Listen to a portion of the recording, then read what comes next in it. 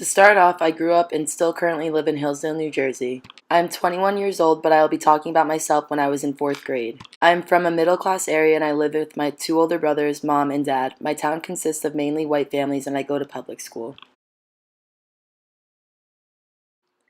The Yuri Bronfenbrenner ecological theory is based off of 5 systems where each represents multiple types of relationships that you can have in your life. Each system has effects on your development. If one system has a conflict, then the other systems are affected as well.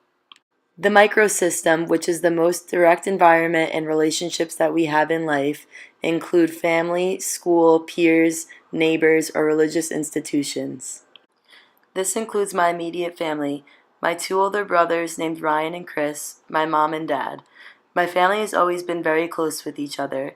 My extended family has also been very close since I was little. I went to Meadowbrook Elementary School in Hillsdale, New Jersey. I was a part of Girl Scouts as well as many recreational sports at the time. I was a very active child from Girl Scouts to basketball, soccer, and softball. I was very much involved. A stressor in my microsystem was feeling pressure from family or friends to do well in school or sports. This impacted my microsystems because it made me want to work hard to make my family proud of me. Mesosystem involves interactions between the microsystems in one's life, for example, home-to-school relationships or families and church. Being the youngest in my family, my parents had a well-rounded relationship with most of my teachers since they were familiar with them from my brothers. My family's relationship between family and school helped me because it was comforting to know that the teachers are familiar with my family already. The only stressor that this caused was pressure on me to do as well as my siblings did in class. Being involved in lots of recreational sports at this age, my mom or dad enjoyed taking on the role as coach for most of my teams. At this time, most kids went to CCD in my town, including myself. This affected me as a child into my adult years because it encouraged me to get involved in the community. These relationships were very much supportive.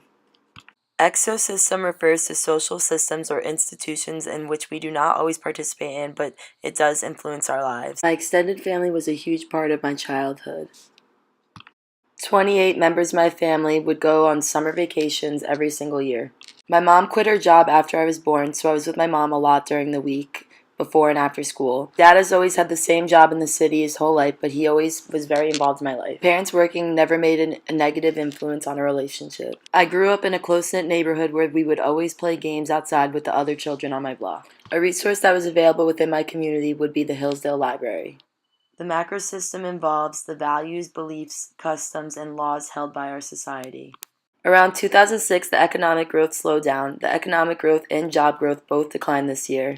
This caused my family stress because we did not want my dad to lose his job. This year, Iraq dictator Saddam Hussein was executed, which was a very important part of history in America. Pluto was also declared not a planet in this year. The chronosystem shows changes over time in a person or a society over a lifespan. A change that happened to me when I was younger was when I moved in elementary school.